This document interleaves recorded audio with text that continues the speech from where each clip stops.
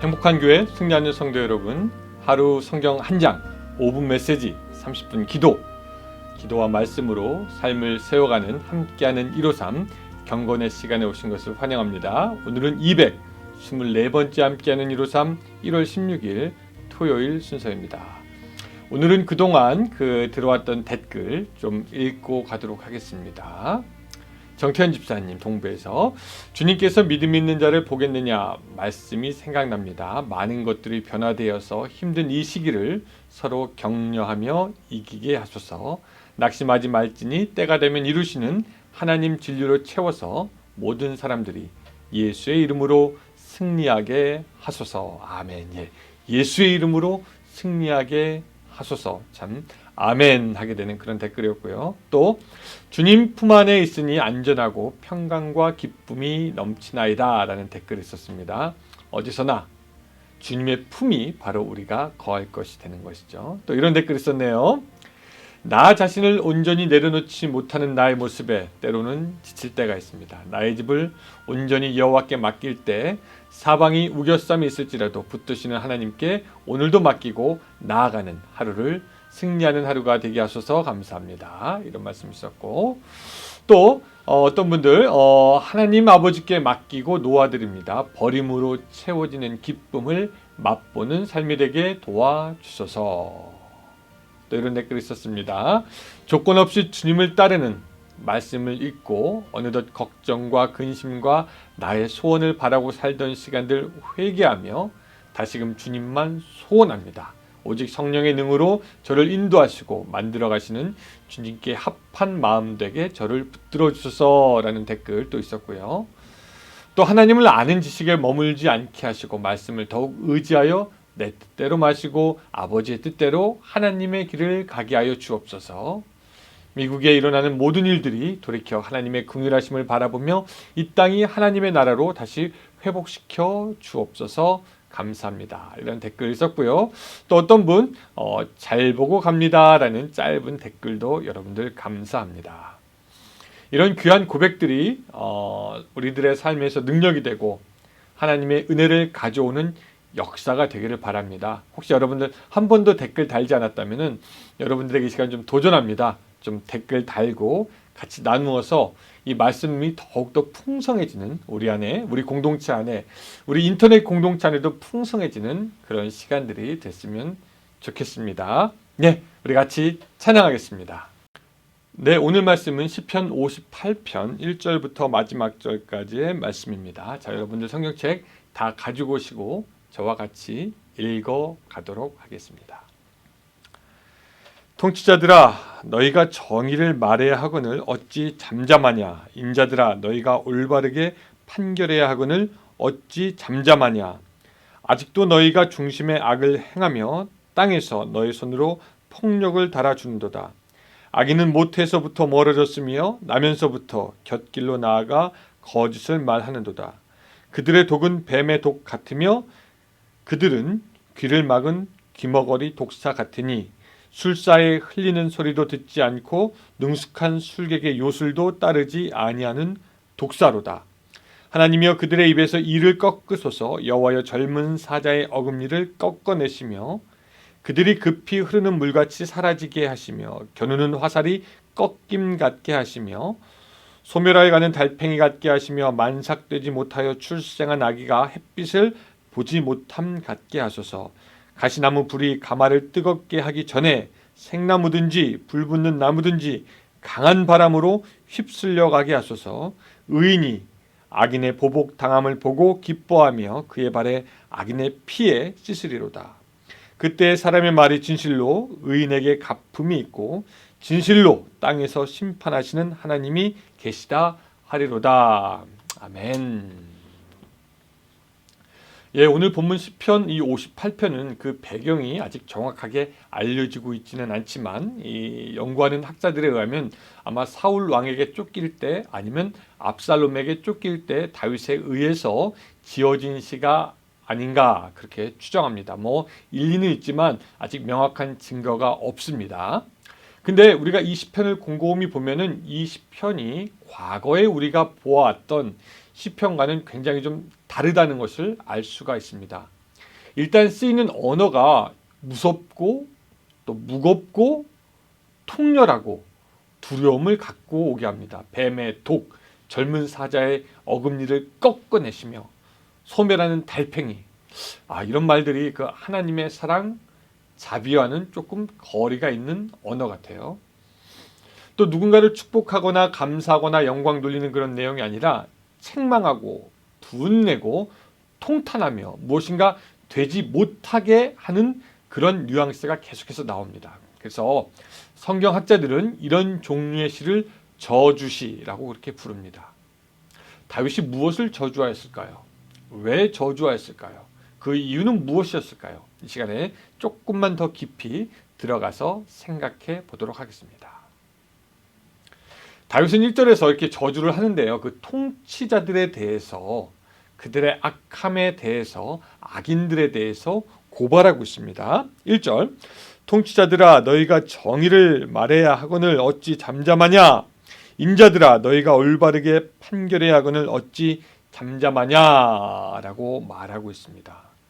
그러니까 왕들이, 리더들이, 통치자들이, 뭐 또 대통령들이 정의를 말해야 하는데 말하지 않고 있다는 것입니다.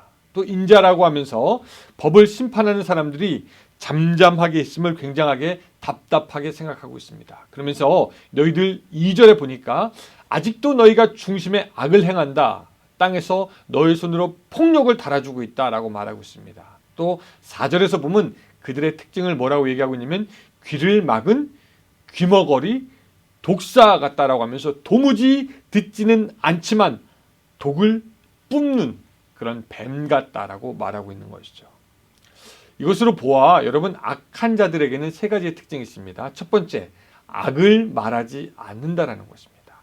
자기들이 얼마나 잘못되었는지, 자기가 무엇을 어리석게 하고 있는지, 어떤 악을 행하고 있는지 말하지 않는다는 것. 두 번째, 폭력을 휘두른다는 것입니다. 그리고 세 번째, 듣지 않는 사람이다라는 것입니다. 요사이 한국이나 미국이나 이 정치판이 너무 뜨겁죠. 정세가 위태위태한데 여러분 어떤 사람이 악인인지 아닌지 볼 때 요 세 가지, 또한 리더의 자격이 있는지 없는지 우리가 요 세 가지를 점검해 보면 알 수 있을 것 같습니다. 악에 대해서 침묵하고 있는 것은 아닌가? 폭력을 조장하고 있는 것은 아닌가? 백성의 소리를 제대로 듣고 있는가? 요거 한번 우리가 체크해 볼만 합니다. 그리고 그런 악인들에 대해서 이 다윗은 6절부터 9절까지 저주하고 있습니다. 여러분들이 오해하지 말아야 할 것이 어떻게 성경이 그렇게 저주를 할 수가 있는가라고 하는데, 어떻게 다윗이 하나님이 사람이라고 하는데 그렇게 저주를 할 수 있는가라고 생각할 수 있겠지만, 여러분 성경은 이겁니다. 성경은 악인이라도 회개하고 돌아오고 행위를 바르게 하면 하나님이 받아주시지만 그 악한 길을 끝까지 가는 사람에 대해서 성경은 노하고 분을 바라고 징계하고 심판합니다. 왜? 그 악을 놔두면 선한 사람이 더욱 피를 흘리게 되고 약한 자들이 넘어지게 되고 궁핍한 자들이 끊어지기 때문에 성경은 반드시 악을 저주하고 악인을 심판합니다. 근데 그게 무시무시합니다. 6절, 악인은 그들의 공격하는 입의 이가 꺾어지게 되기를 바랍니다. 그렇게 저주하고 있죠. 왜? 더 이상 선한 사람을 공격하지 못하게.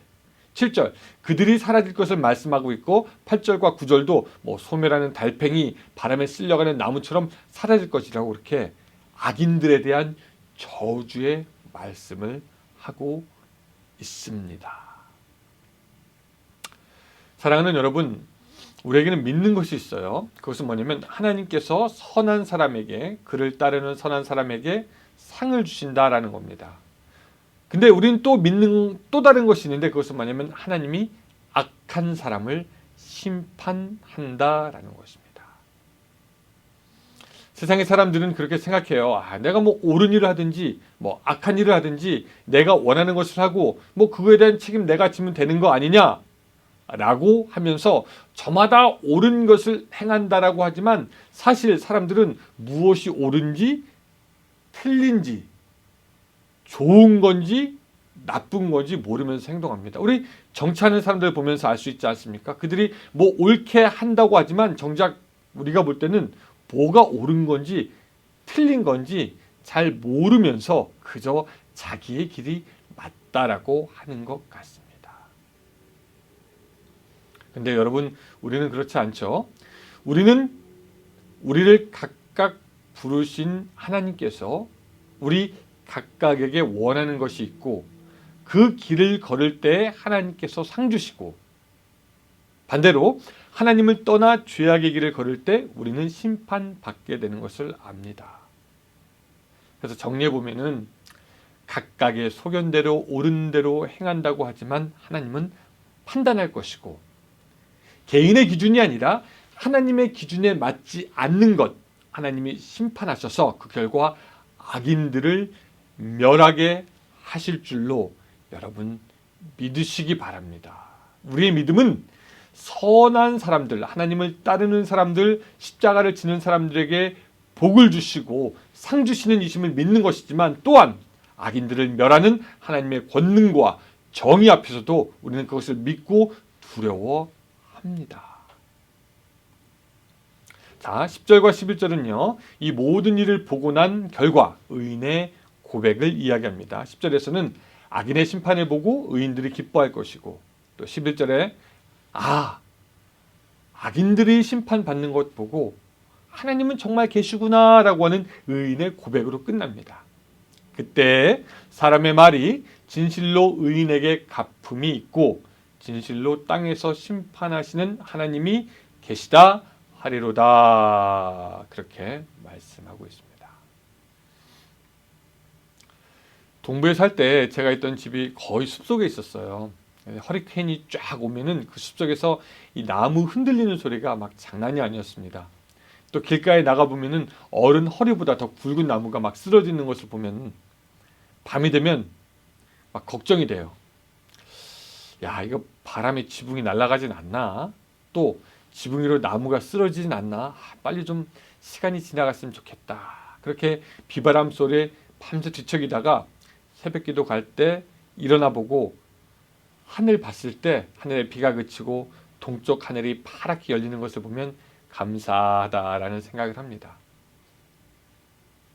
여러분, 다윗이 사울에게 쫓기든지 아니면 압살롬에게 쫓기든지 그 마음이 편치 않았을 것 같아요. 왜? 모든 화살과 모든 창끝과 모든 칼끝이 그를 향해 있는 그때 그런 때 광야에서 자다 보면은 그 밤 두려웠을 겁니다. 누가 와서 나의 목을 치지 않을까? 화살이 어디선가 날라오지 않을까? 그런 때에 오늘 시를 보니까 다윗에게 소망이 있었다면은 하나님께서 악한 자들을 심판하시고 의인의 억울한 마음을 갚아주시고 하나님이 살아계심을 보여줄 것이다 라는 그런 소망이 그에게 있었습니다. 혹시 여러분들 인생의 어두운 밤 뒤척이면서 잠 못 이루고 있지는 않으십니까? 사람들이 두렵고 환경에 어려움이 있습니까? 여러분 또 다른 사람에게 차마 말하지 못하는 고통스러운 일이 있습니까? 그러나 하나님은 당신의 백성의 편이고 의인의 편입니다. 역사를 주관하시는 하나님께서 심판하실 겁니다. 여러분들을 돕기 위해서 하나님이 일하실 겁니다. 악한 자들 가운데서 믿는 자들을 도우시고 넉넉하게 승리하게 하시는 그 하나님을 믿고 다시 일어나는 여러분들의 오늘 하루가 되시기를 주님의 이름으로 축원합니다. 기도하겠습니다. 사랑의 하나님 아버지, 오늘 우리들의 삶 주님께서 붙잡아 주시옵소서. 우리가 잠 못 이룰 때 하나님께서 선한 자를 도우시는 분이심을 다시 한번 기억하게 하시고 또한 악한 자를 심판하셔서 하나님의 정의를 세워가시는 분이심을 우리가 다시 한번 깨달을 수 있도록 주여 도와주시옵소서. 하나님이 코로나의 바람이 불 때, 인생의 험난한 바람이 불 때, 강풍이 불 때 오직 우리는 하나님의 인자하심을 의지하고 선하심을 의지하여 흔들리지 않게 하시며 동쪽에서 밝아오는 예수 그리스도의 빛으로 우리 심령이 오늘도 만족하게 될 수 있도록 도와주시옵소서. 예수님의 이름으로 기도드리옵나이다. 아멘. 예, 감사합니다. 자, 오늘 5분 메시지 끝났는데 우리 또 계속해서 기도하는 시간 갖도록 하겠습니다. 오늘 주말, 내일 주일을 준비하면서 보내는 복된 하루 되시기 바랍니다. 감사합니다.